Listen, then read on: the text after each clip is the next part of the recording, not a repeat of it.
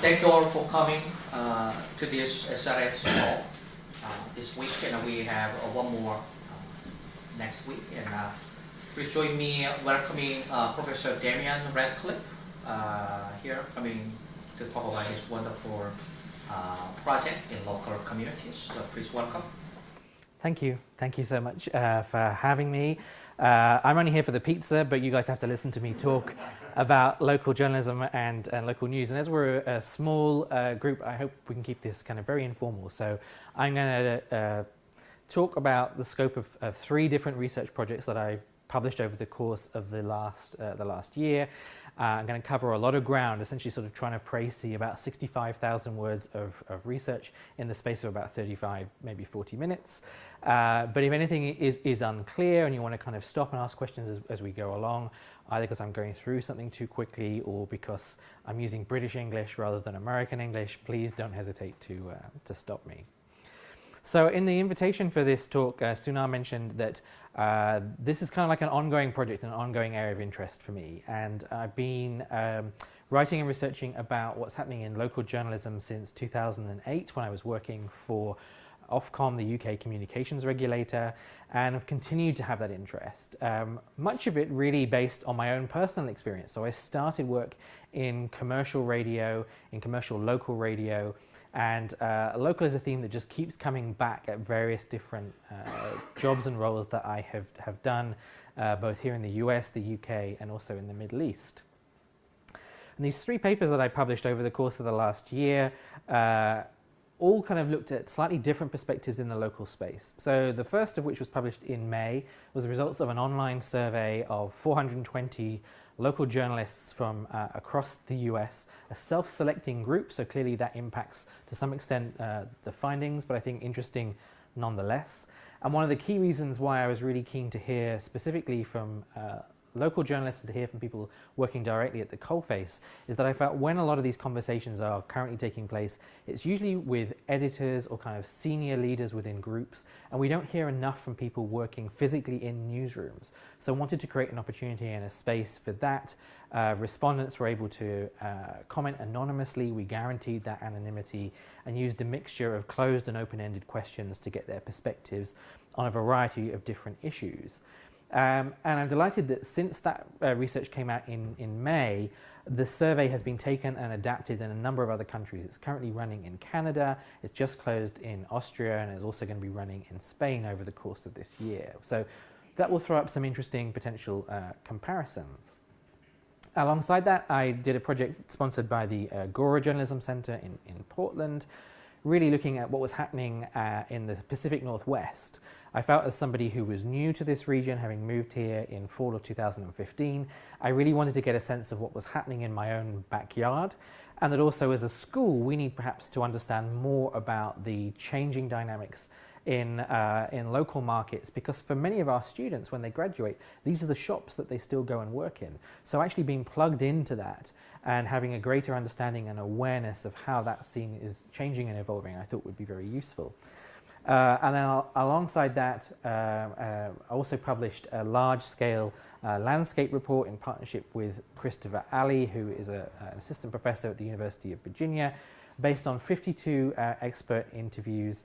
And really this was designed to just get a sense of what's happening across small market newspapers across the US, which is an area that hasn't really been explored since 2011 and the FCC's giant Information Needs of Community report written by Stephen Rubman.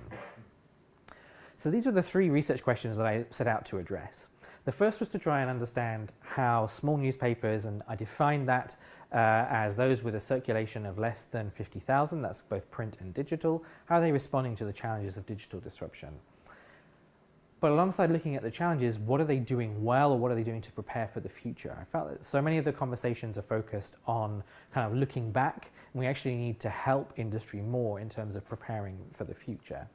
And I also mentioned my interest in answering those questions as it relates to the Pacific Northwest. And in terms of why this matters, no one has really kind of done these kind of comprehensive landscape studies for more than half a decade. Yet we know the landscape has changed dramatically in that time, both in terms of kind of digital technologies, changes in audience behaviors, job losses, and so forth. We've seen really great niche studies, for example, into what's happening in New Jersey or in North Carolina or kind of some specific locales, but not US-wide.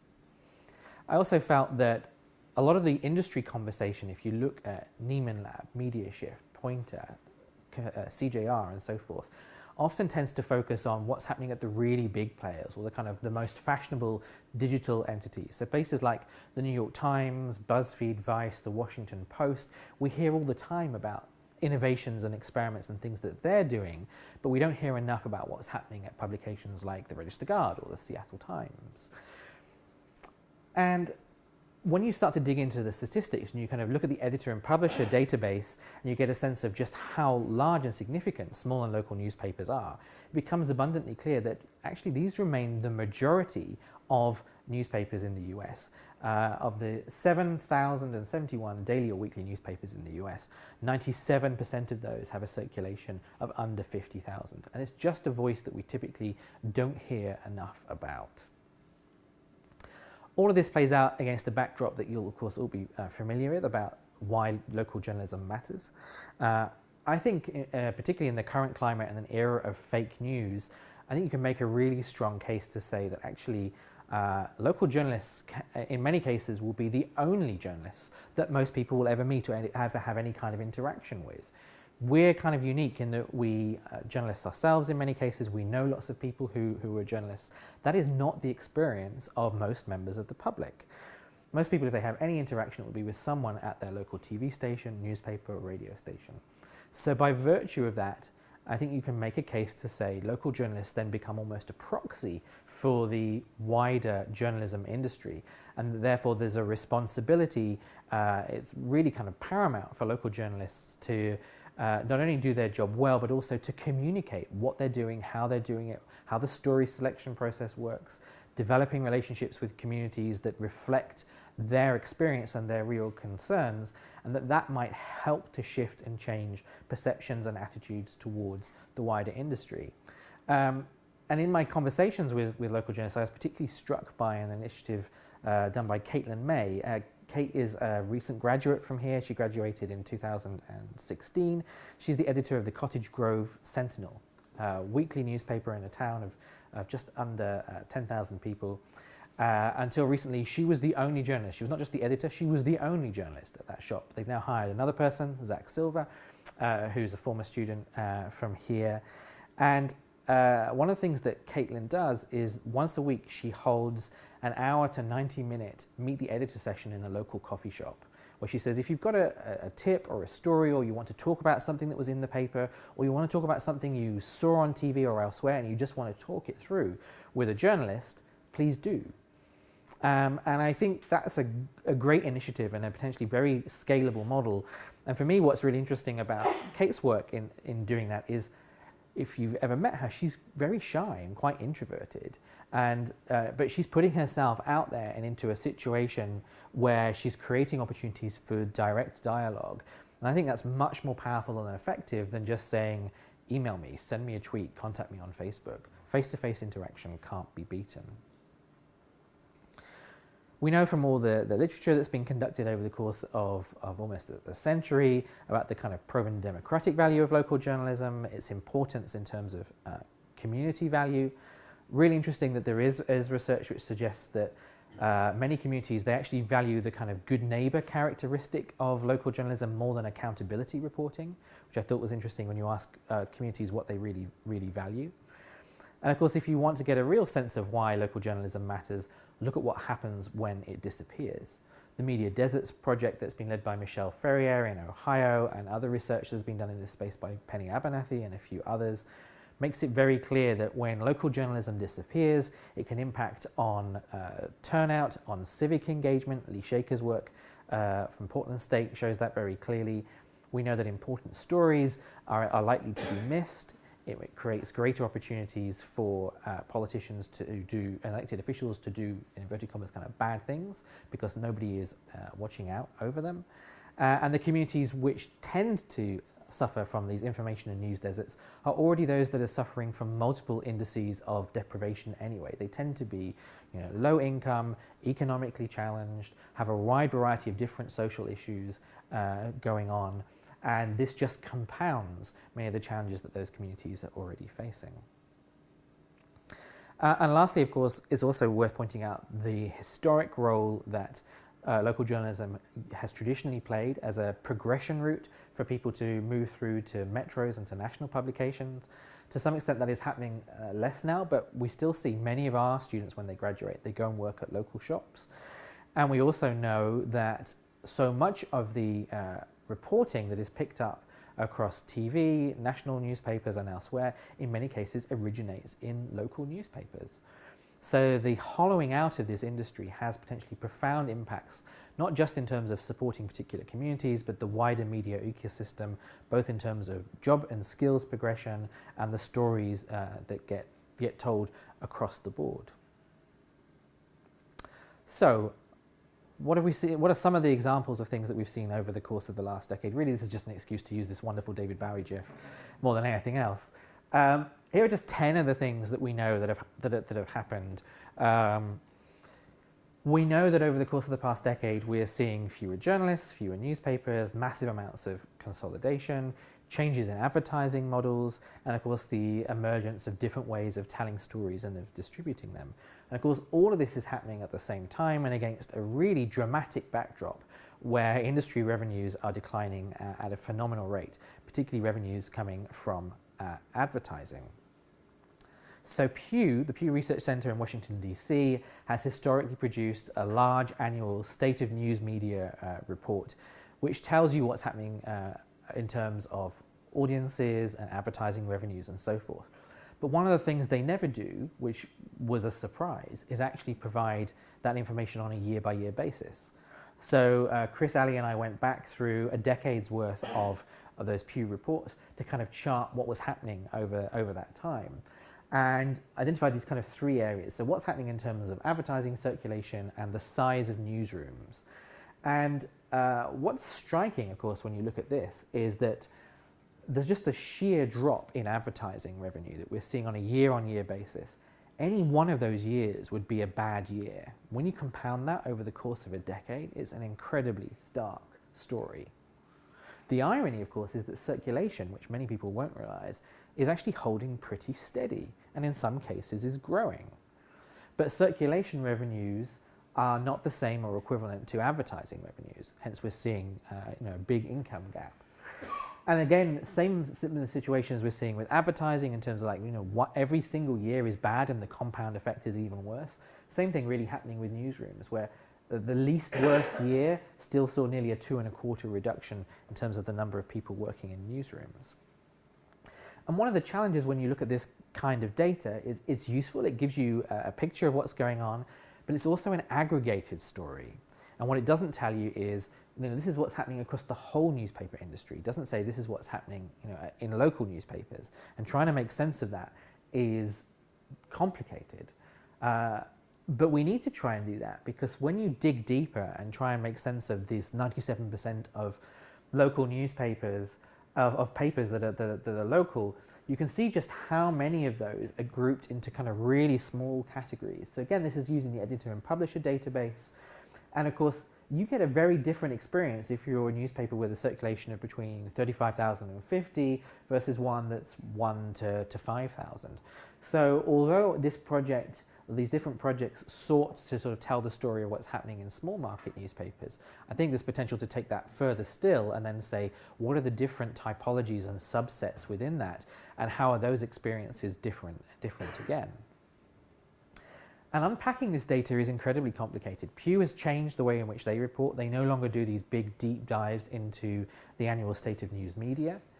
The Association for Newspaper Editors, ASNE, which has historically done a newsroom workforce survey, has stopped doing that. And so it means that we get potentially very, in some cases, conflicting information. So if you look at the number of titles that have closed over the course of the decade, 3 different sources there give you 3 completely different numbers. The picture is still clear. There are fewer titles, and this also doesn't take into effect the size of those papers. So the fact that they're just producing less news, less pages, might have gone from 6 days a week to 5 or to 3 and so forth. Or papers like the Oregonian reducing the number of home delivery days. And And then if you look at the number of jobs that have disappeared, again, this is an aggregated figure, but the number is pretty clear. Essentially a massive hollowing out of that industry, more than 20,000 jobs going since the start of the new millennium, which is huge. And one of the key reasons for that is that simply the funding model, the kind of traditional advertising model for newspapers has changed. This chart here on the right, this blue line here shows you newspaper ad revenues from 1950 to the present day. And in 2000, at the start of the new millennium, newspapers were getting $67 billion a year in advertising revenue. And that paid for journalists. And it also provided substantial profits for shareholders and families in some cases. Jump forward to around about now, that figure has dropped from 67 billion to 16 billion, with most of that money migrating to Google, Facebook, Craigslist and other sources, which are potentially great for advertisers, but none of that money is being used and reinvested in newsrooms and in creating people who are doing original reporting. So alongside this migration of advertising dollars to digital platforms, we're also seeing that the local advertising ecosystem itself is also changing. So the gene pool that newspapers can potentially tap into has also changed. If you think about your own kind of main streets and kind of your own shopping habits, we're seeing far fewer local traders, independent and sole traders, local organizations, much greater kind of homogenization of the shopping and commerce experience, the kind of Walmartization as I've described it, the rise of e-commerce and so forth. And if you want to get a clear sense of that, go into the archives and pick up a newspaper from the 80s, the 70s, the 60s. Look at the sheer number of organizations and businesses that are advertising in that space and ask how many of those are still around. Very few in many cases. So in part because of this, we've seen huge amounts of consolidation, lots of different companies kind of buying one another or splitting their operations, in many cases splitting their newspaper and print operations versus TV, radio and other media assets.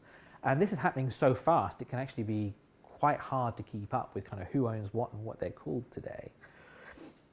And of course we also know that the technological landscape is changing dramatically fast. This is a chart originally produced by Nielsen, just showing you the advent of different new technologies. And what for me is really interesting from this is just the clustering of technologies, particularly over the course of the past decade, that have very quickly achieved mass adoption and dramatically changed the way that we consume content, the way we distribute it, and in some cases the way it's created. So we're having this huge shift in terms of advertising markets, but also huge shifts in the way in which content is created and consumed. And I think, to some extent, we have to also give some of these newspaper groups perhaps a bit of a break, because actually, I use this quote from Lewis Carroll all the time. They are desperately scrabbling just to maintain their existing market position and audience, never mind potentially grow it. It takes all of your running you can do to stay in the same place. So, what did we find from the research? There were three kind of big overarching conclusions, and some of these were perhaps a little bit surprising. The first of which was in both on-the-record and off-the-record conversations, including the anonymous survey, much greater levels of optimism among local journalists about the future for their industry than perhaps might be expected, given all of the data I've just given you about job losses, migration of revenues, and so forth. Seeing considerable amounts of experimentation, and that's happening in really small local shops, just as it is happening in kind of larger metropolitan and national and international publications too. And very quickly during these conversations, it also became clear that actually we need to have a much more nuanced conversation about what is happening in the newspaper industry. We use that phrase, the newspaper industry, but actually I think there are multiple newspaper industries, because the experience of the Cottage Grove Sentinel is very different to the Register Guard, is very different to the Oregonian, is different again from the Dallas Morning News, and so forth. But that tends to all get lumped into the same conversation as well as the same data. In terms of reasons and causes for optimism, there are a number of different reasons for that.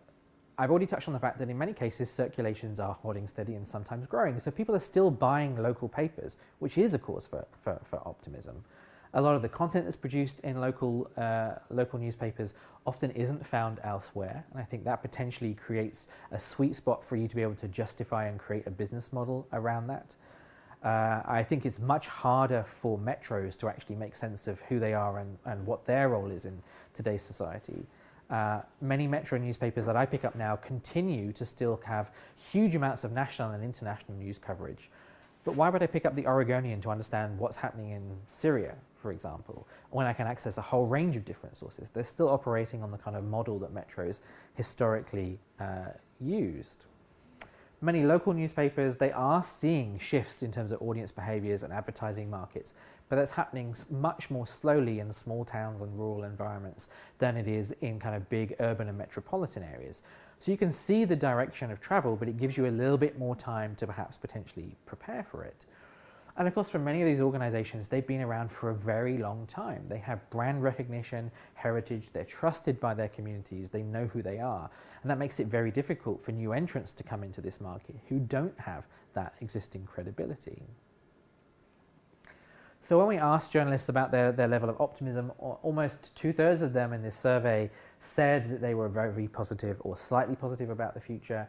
And there was a nice little quote here from someone who said, what makes small market newspapers special is right there in their name, their size.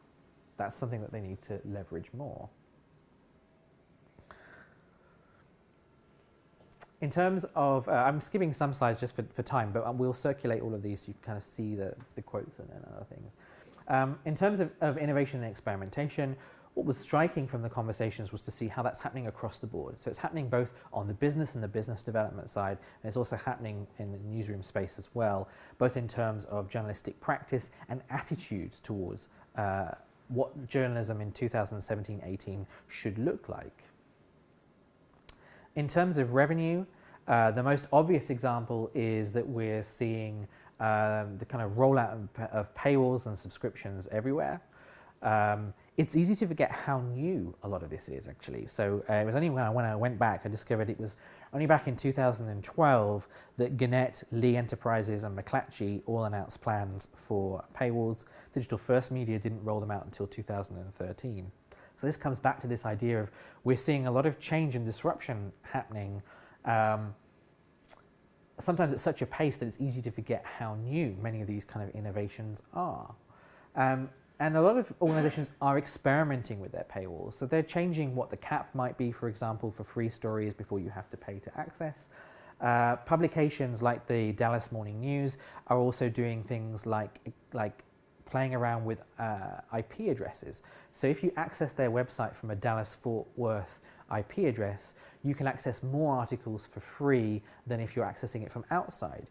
Because their primary audience, the audience that they're most interested in interacting with journalistically and also in terms of serving adverts to, is a local audience. So they treat them differently to an out-of-market audience, and I thought that was fascinating. They're also currently on their third different model of paywall, so constant kind of innovation. John? Have you found any of them using that kind of model to basically price their online subscriptions?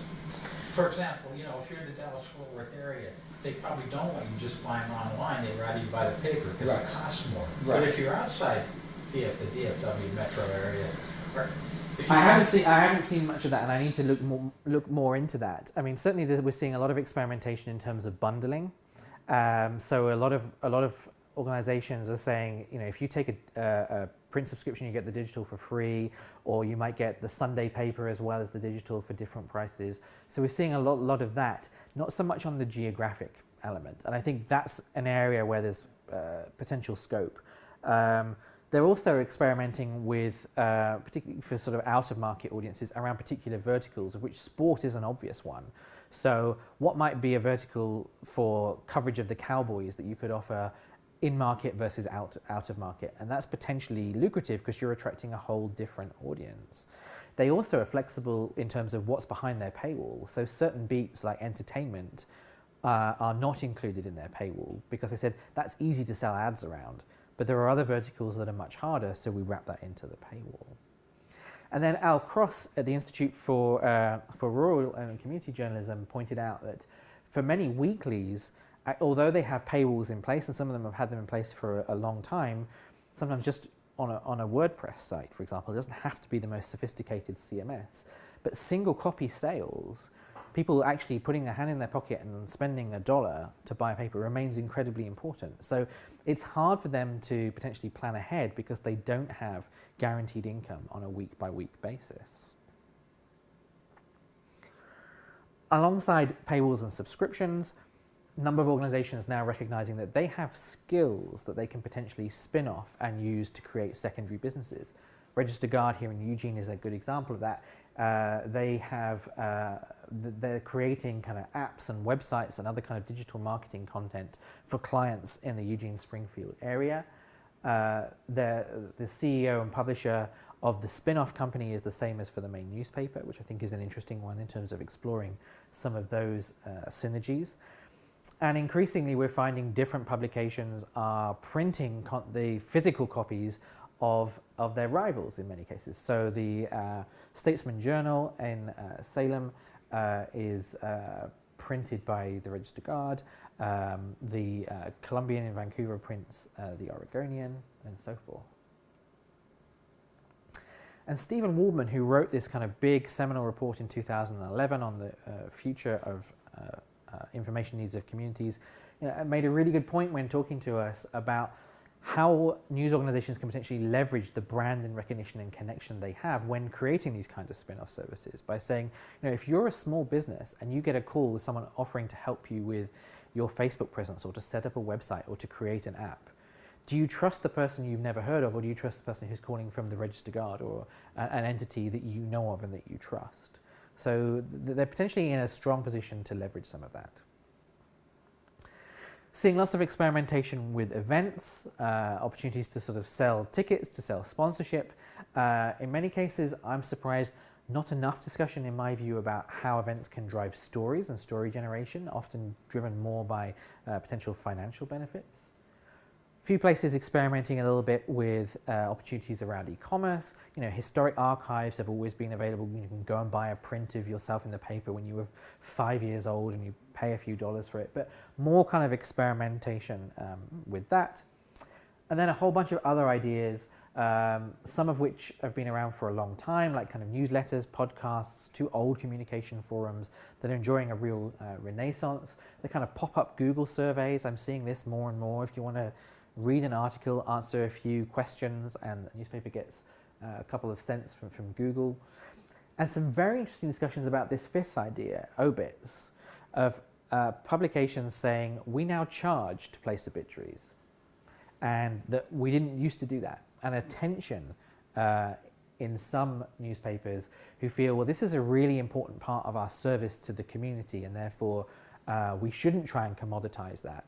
And others who still hold on to the importance of that as a local paper of record, but also recognize that potentially this is a valuable income stream and that people will pay for it.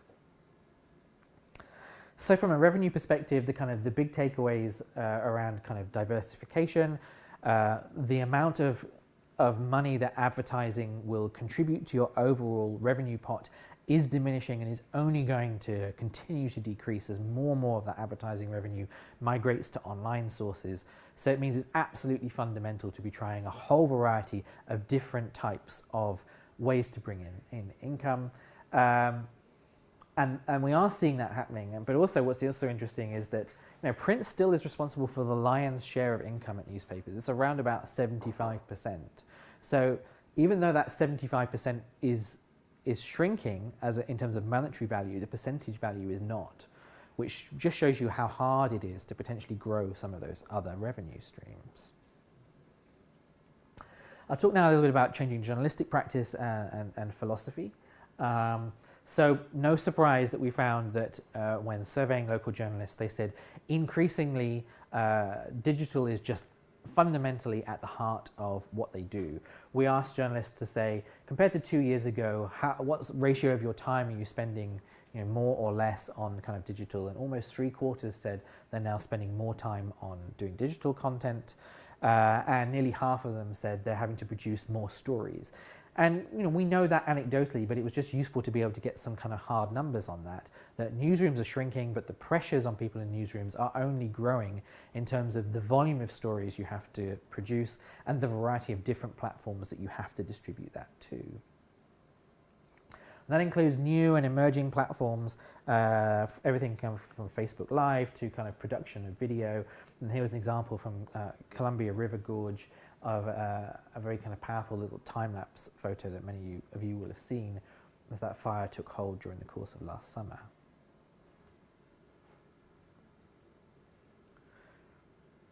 The relationship with digital is often a really uneasy one. We've found some papers, particularly kind of smaller organizations and in many cases weeklies, they've said, we have very limited resources, so we're only going to be on certain platforms. The relationship with Facebook is in many cases often the most problematic. As one publisher said, likes on Facebook do not equal ad dollars. And there can be a mistake of thinking, well, we got 50 likes on this story, so this has been successful, but actually it doesn't generate you any revenue. And you're chasing kind of clicks and that kind of form of engagement, which can be beneficial, but it doesn't necessarily help your financial bottom line. It means that the return on investment for a lot of this digital experimentation is hard to pinpoint. Do you go onto digital platforms because that's where your audience is and you can't afford to not engage with them? Do you go there and hope that they will come back to the mothership and eventually, and then you'll be able to serve them ads or you'll be able to turn them into subscribers? Or do you just hope that at some point the business model will work itself out? People are trying to make sense of this and there are no easy answers.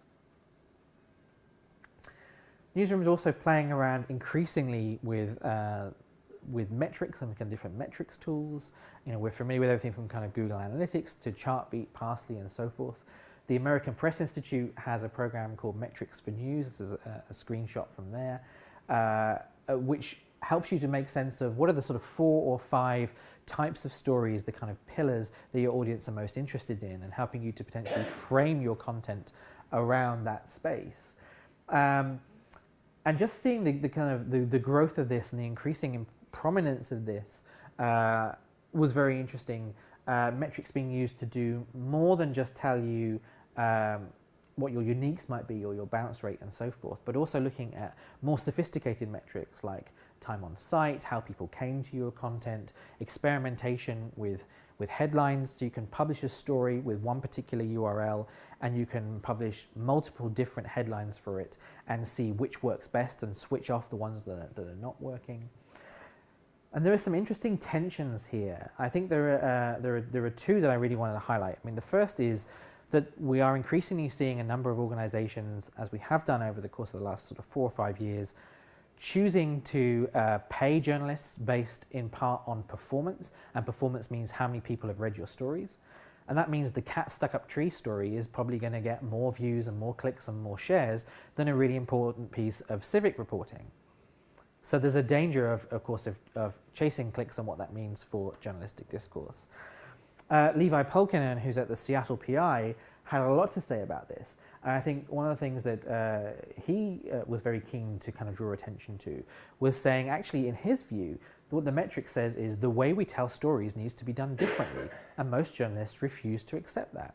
So he said that if you look at a lot of civic reporting, we tend to do kind of incremental. There was this meeting, then this meeting, then this meeting. That's the way in which we tell those stories. But the audience doesn't necessarily follow the story in the same chronological order as the reporter or as journalists. They come in and out at different points. And you need to be able to serve them with copy that gives them everything they need to know, not assuming that they've read anything previously. And so that is potentially a very different way of engaging in certain types of journalistic content.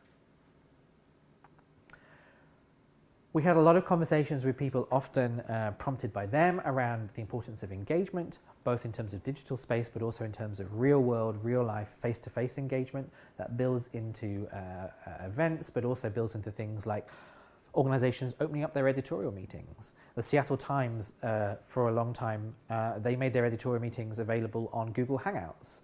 Other organizations are trying that on Facebook Live, or just saying, you're a member of the community, if you want to come to an editorial meeting, just come. trying to open and demystify that kind of that process. The Coloradian in Fort Collins, Lauren Gustus, who was the editor there, has moved around a few times since. They're a newsroom of about 40 people, and they said engagement is so important for us. We're actually restructuring our entire operation so that 25% of staff, about 10 people, are just focused on engagement. And that means digital engagement, not just in kind of spaces where they might be active, like kind of Facebook, Instagram, Snapchat, and so forth, but also going on to Reddit and subreddits and kind of other spaces where there'll be people from the Fort Collins area that they need to engage with and understand the kind of issues that they are currently talking about. And then lastly, we are also seeing some kind of philosophical shifts. Again, often a very unprompted conversation of people talking about the kind of traditional ways in which journalistic endeavors have been approached, particularly around attitudes to objectivity, distance, advocacy, the role of solutions journalism. People are saying, well, maybe we have to do things differently. That if we keep doing things the way they have been done, we're still going to potentially hemorrhage advertisers and in some cases audiences. If we're going to get people to pay for our product and to value it, and we're going to differentiate ourselves from the competition, we may just have to do things differently. At the same time, we also had some sobering discussions. This was from an open-ended question where we asked people, the question was something like, engagement is the media buzzword of 2017, what does it mean to you? And clearly this was interpreted by some people as a very ivory tower question, and the kind of question that you get asked at kind of big conferences like ONA, with people just describing engagement as meaningless bullshit, a $5 word dreamed up by overpaid consultants who are trying to sell newspapers. People pointing out engagement is nothing new at local newspapers. The kinds of things that larger publications are doing in terms of trying to get out of the newsroom, engage with their audiences, be more visible, create listening posts and other opportunities to plug into community concerns and matters. In many cases, that is the lifeblood of local newspapers. If they don't do that, then they fold, they're not successful. But it's almost as if the rest of the industry has suddenly caught on to the magic of this. So I want to conclude with 7 kind of key ideas about where we go from here. The first thing, it might sound obvious when we say the future of local journalism is not going to be the same as it was in the past. And I think that's an important point to make because so many of the conversations you have seem to be rooted in some sort of golden age and then a desire and aspiration to turn back the clock and go back to the way things were. And that's never going to happen. So we have to just kind of park that and move on and accept that we are in a world where there is more opportunities for engaging with a whole variety of different news, information, content than ever before, that profit margins are not going to be in the 30-35% region that they were from a long time, in a time when newspapers were a license to print money in some cases. You know, this is not going to change. So if you want to be successful, I believe that at the heart of that, focusing on original reporting is going to be fundamental. If you want to create a business model that has a product that people will pay for, you have to offer something that nobody else is doing. And it's going to mean focusing on original reporting. It's also going to mean being selective. In every interview I had with different editors, I asked them about what's happened to the size of their newsroom over the past few years. And everybody, without fail, said, our newsroom is smaller than it was. In some cases, it was half the size that it had been 4 or 5 years ago. So my follow-up question was always, okay, so what do you not do now as a result of the fact that you are a much smaller operation? Particularly as you've also told me that you're now having to create content for a whole variety of digital platforms too. So clearly you've stopped doing certain things. Basically everyone said, no, we're still doing everything. The idea of kind of stopping doing certain beats or of doing them differently is really, really hard to let go of. But when you look at the financial optics and the human resources optics, that's going to be essential. You're going to have to stop doing certain things. Doesn't make sense to do them, even though you might have done them for a century previously. Or you have to do them differently. So, for example, the Columbian in Vancouver, Washington, they used to have a reporter that covered the Blazers games. And in one of their rounds of layoffs, that reporter lost their job, and they replaced it with wire copy. The audience didn't care. No one was banging down the door and saying, we must have an original report of what happened at the Blazers game. We also found that with some of the kind of other beats, like arts reporting, for example, and in some cases sports, what used to be a desk of a number of different journalists now might have one journalist, and their job essentially is more as a curator and aggregator and editor of taking content from wire services, from hyperlocal sites, or citizen content. So the role kind of has changed and evolved, but that's a way in which they're able to preserve both that beat and some of the breadth of it. John? Yeah, I was curious, when you asked that follow-up question, did they sort of acknowledge that they're just not doing it as well? Because I hear a lot of that. Yeah, I think there's a kind of an understanding of that people are stretched. But some of the examples, I mean, a good example, I think the Inquirer in Philadelphia, for example, still has an airport reporter. And I'm not quite sure why, but they've had someone who's had that role for a very long time. They have a mob reporter. Right.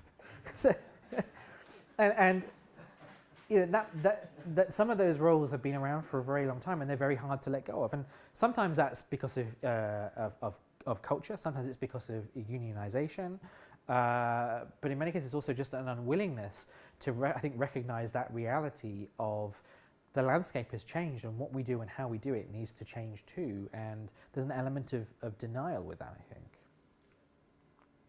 I already touched on the importance of income diversification, which I think is incredibly important, as is the fact that given how fast this landscape is changing, there's a really important question about saying, how do you create space for people to innovate? Everybody is working at 120, 150%. You know, people are working longer hours, producing more content than ever, but at the same time, you also need to experiment and do things differently. So again, this is another reason to potentially switch off some things that you might do to create space for people to come up with products or ideas that might potentially yield new audiences and new advertisers.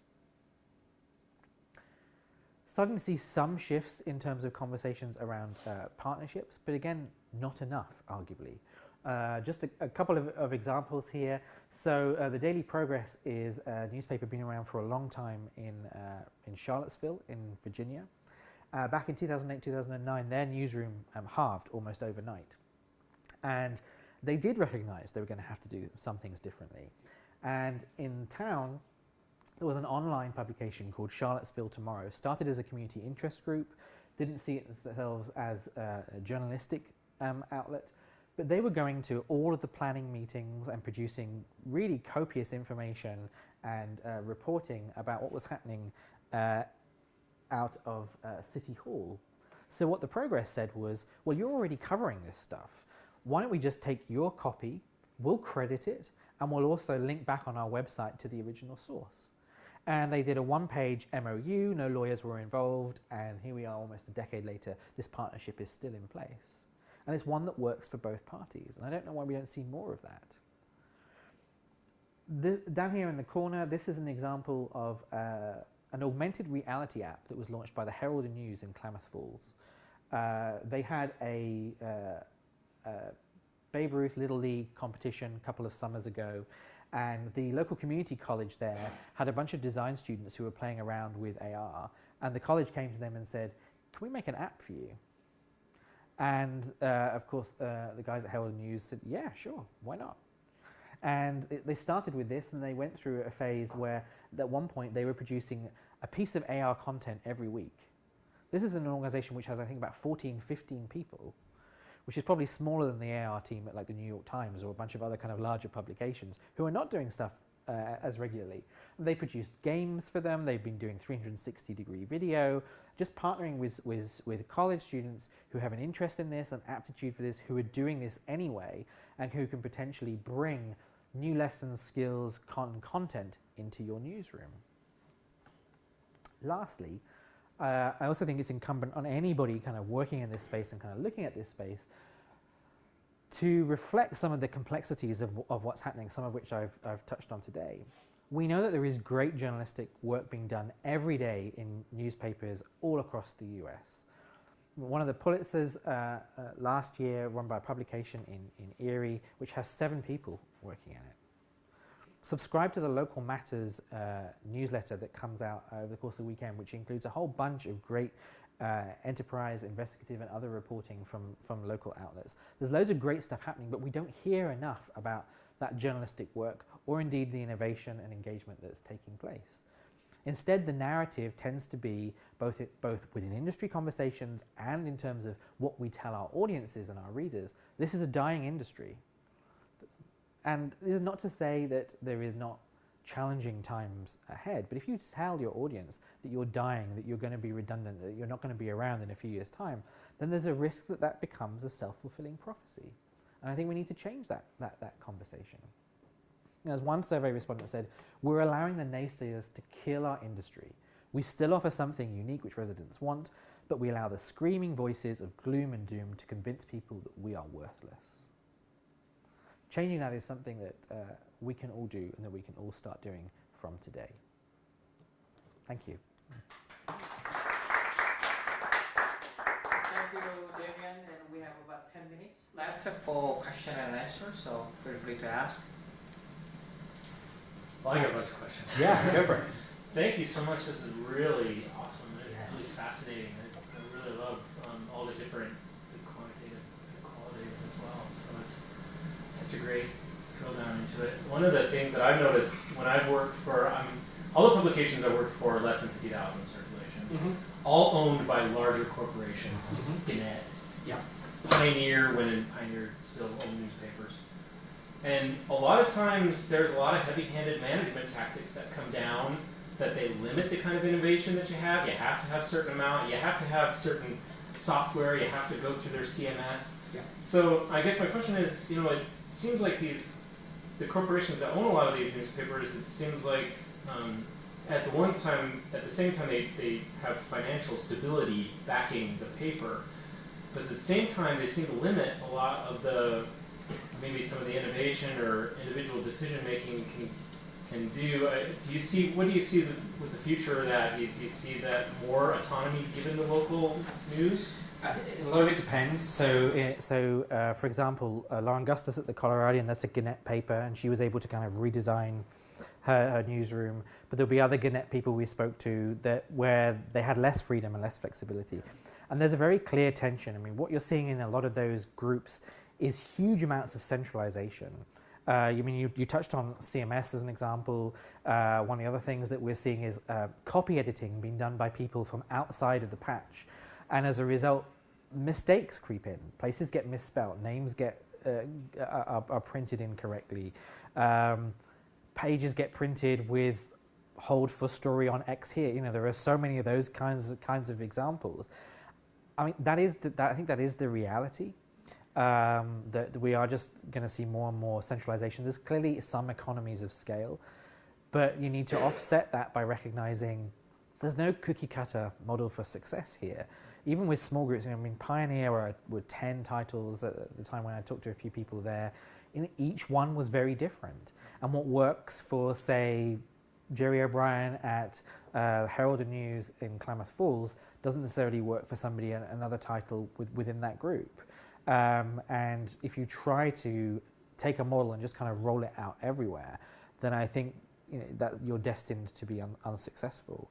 But we are seeing more and more of that, not just with centralization, but also things like Gannett with the design, like the way in which every paper is now just kind of looks increasingly the same. Yeah. That's why your research is so needed. Just think this is just desperately needed. Yeah, and I think what was interesting when doing this was there was a lot of enthusiasm for people to talk to us, which was great. Partly because people said, I need to understand what's happening. Like, I can't find this out myself. It's not easy to find these kinds of stories and case studies.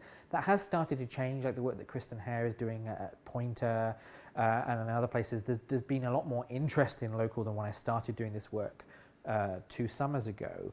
But there's still not enough. And so I hope that what this research does is sort of provide validation for people who are trying out some things, provides kind of sources of of inspiration and maybe the occasional aha moment for people. So I found a lot of enthusiasm, and I think one of the reasons for that was because I also approached it by saying, you are my target audience. I'm not a traditional academic. I'm not writing any of these papers for publication in journals. Actually, there have been a few kind of spin-off pieces, but the primary audience was, how do I get this in Nieman Lab? How do I get to go and talk to Inland Press's annual conference, 400 editors in a room, and share these findings? Because that for me is the audience. And I think there was a lot of receptiveness to that, but also, interestingly, a lot of academic fatigue, as I've called it, kind of pushback of people saying, we're getting people coming to our newsrooms all the time and asking these same kinds of questions and doing and we never hear from you. Or you publish something, but it's in a journal, and I work for the Dallas Morning News. I don't subscribe to digital journalism. I cannot access it behind the paywall, or it's written in a language that means nothing to me. So I think that it's also incumbent on us to do a much better job in terms of that, as researchers, to do a better job in terms of relationship management, sharing research findings, sharing your publications with the people you've interviewed, but also publishing in kind of formats and forms that are accessible to journalists just as much as to our academic peers. Sure. I think that's important, but that runs up against a number of issues at the university level. Absolutely. You're not going to get tenured on a basis of and that's not a trivial issue. I mean, you should be able to get tenured on a combination of things like that, but that ain't the case anymore. No. I have a question about, it's almost like a unit of analysis question. So you're looking at the newspaper kind of as a singular entity, and you did mention that there's a lot of difference. I mean, take a Bend Bulletin, which is a small, the key newspaper in the smallest chain, Yep. to one of Digital First's, God knows how many papers, and they're not the same animal by any stretch in terms of the kinds of things you're talking about, the pressure, but even in terms of their communities in some cases, like for example, in the San Francisco area, you might have a dozen papers that are now under the umbrella that's now published as the San Jose Mercury News, but they're still individual titles. Mm-hmm. So, I mean, in some ways they're working as, small papers, but in some real significant ways they're not. They're working as like a bureau of the larger paper. So it's a really tough thing to put your finger on what. It's very hard. I started trying to sketch out a typology as part of a follow-up project. I've been kind of kicking around and not really doing any work on a PhD for a very long time, and then I realized I have all of this kind of data and so much kind of unused analysis from that's what I'm trying to advance and move forward. And you start to realize there's just so many different variables when you start to look at everything from ownership models. I mean, the expectations of owners at, say, the Bulletin, or the foundations on which that was set up are so different from so many other organizations, but also just communities. You could find a town that has many similar characteristics to, say, Bend, but it might have a very different newspaper industry there, or different title, or a Gannett paper, or a Digital First paper where the expectation is still, we want double-digit profit margins, and we're going to continue to asset strip to make sure that we can do that. But there will come a point where you cannot strip any further. And that's a very real risk. So it's very complicated, because just even doing kind of like-for-like comparisons, even of like two titles, is very hard because they can be so different. But I think that is a conversation we need to have, because the conversation typically is this kind of aggregated overview of what's happening, and it's not a fair conversation. Okay, one more question. Yes. I wonder if how those weeklies survive without actually selling them. Like Eugene Weekly, like Portland had a weekly too, I forget the names, but they have seem to be a large circulation, free circulation.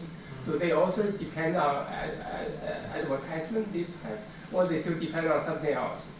A lot of it's still advertising. And a lot of it is also that they have a very distinctive voice still in many cases, and I think the kind of alt weekly voice is one, kind of goes back to that earlier point of, identity crisis that many publications, I think particularly daily metros, are having. That if you're on a weekly, even in an area where there is competition, you may well still have a distinctive editorial voice, reporting style, or even the kinds of content you produce is different from elsewhere. And some of the editors at those publications were very enthusiastic about the advantages, as they saw it, of publishing to a weekly rather than a daily news cycle. That enabled them to just do things in a different way in terms of the, you can't report on a breaking story in the same way as you would do on Oregonian Live and in the Oregonian. You would have to do it differently if you're at Willamette Week, and the audience comes to you for something different. The costs are lower too. They don't pay staff as much. Okay. In general, they don't pay for freelance work. We've had students publish in the Eugene Weekly and they don't get anything for it. Oh. So it's a little different than Yep. the business model of some larger papers. But they are also playing around with many of these same kinds of things. Willamette Week, for example, were behind a big music festival that was happening on the waterfront in Portland. They do events where they basically kind of put politicians in a bar and they have to kind of do like a talent competition, and they get kind of roasted by members of the public and so forth, and they charge people for that. So a lot of these kind of ideas that I mentioned in terms of ways in which people are trying to raise revenue, they're not unique to daily publications. Weeklies are also doing that, and many of those weeklies have had, in many cases, paywalls and digital subscription models for a long time. And it's not necessarily a lot. I think Cottage Grove Sentinel is $28 a year, but it's still a subscription model, and one that they're increasingly trying to push people towards. Thank you so much. All right. So folks, we have the last SRS talk, which is next week. So.